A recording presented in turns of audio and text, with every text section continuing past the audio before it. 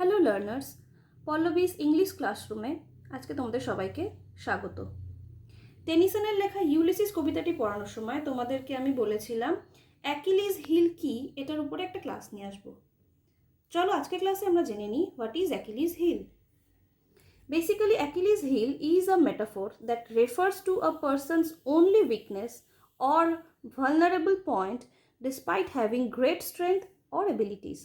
অর্থাৎ কি না, কোনো একজন ব্যক্তির শরীরের সবচেয়ে দুর্বল অংশ বা তার চরিত্রের সবচেয়ে দুর্বলতম দিকটি বোঝাতে অ্যাকিলিস হিল এই ইডিয়ামটা ব্যবহার করা হয়।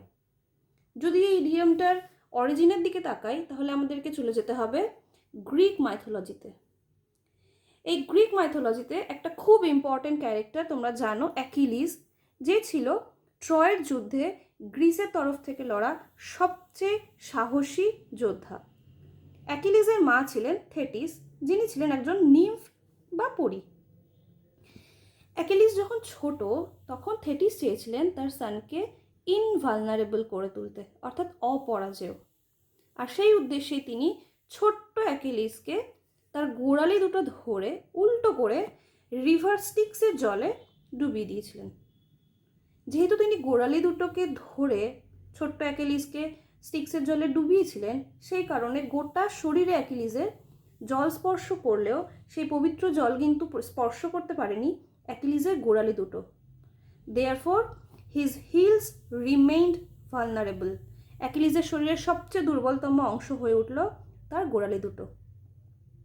পরবর্তীকালে ট্রোজান ওয়ারের সময় অ্যাকিলিসকে কিন্তু হত্যা করা হয়েছিল তার এই সবচেয়ে দুর্বলতম অংশটির সুযোগ নিয়ে। তোমরা জানো, আমি তোমাদের বলেছি, ট্রয়ের যুদ্ধে ট্রয়ের রাজা প্রিয়ামের ছোট ছেলে প্যারিস বিষাক্ত তীর দিয়ে অ্যাকিলিসের হিলকে তাক করে মেরে তাকে হত্যা করে। আর তারপর থেকেই মানুষের শরীরের সবচেয়ে দুর্বলতম অংশ বা তার চরিত্রের সবচেয়ে দুর্বলতম অংশগুলিকে বোঝাতে অ্যাকিলিস হিল এই ফ্রেজটা বা ইডিয়ামটা ব্যবহার করা হয়। এবার আমরা দেখে নেব এই টার্মটাকে আমরা ইংলিশে কোনো সেন্টেন্স লেখার সময় কীভাবে ব্যবহার করতে পারি।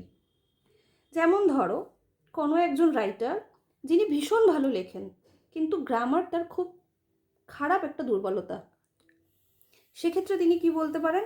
Although she is a brilliant writer, grammar is her Achilles heel. অর্থাৎ যদিও তিনি ভীষণ ভালো একজন রাইটার, কিন্তু গ্রামার তার খুব বড় একটি দুর্বলতা। আরও একটা এক্সাম্পল দেখো, over confidence proved to be Achilles heel of the young leader. অর্থাৎ ইয়ং লিডারের কাছে ওভার কনফিডেন্সটাই তার সবচেয়ে বড় দুর্বলতা হয়ে দাঁড়ালো।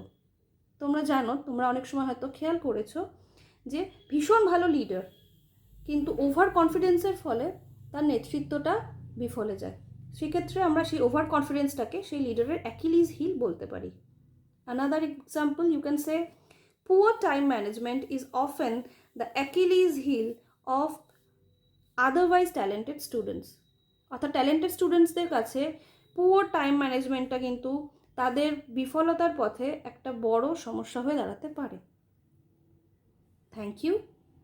আমার এক্সপ্লেনেশন যদি তোমাদের পছন্দ হয়ে থাকে, তোমাদের যদি বুঝতে সুবিধা হয়ে থাকে, তাহলে অবশ্যই লাইক করো। পরবর্তী কী ক্লাস তোমরা চাও সেটা কমেন্ট করে জানিও। আমার চ্যানেলটি সাবস্ক্রাইব করো, বন্ধুদের সাথে শেয়ার করো। পরবর্তী কোনো একটা ক্লাসে আবার দেখা হবে।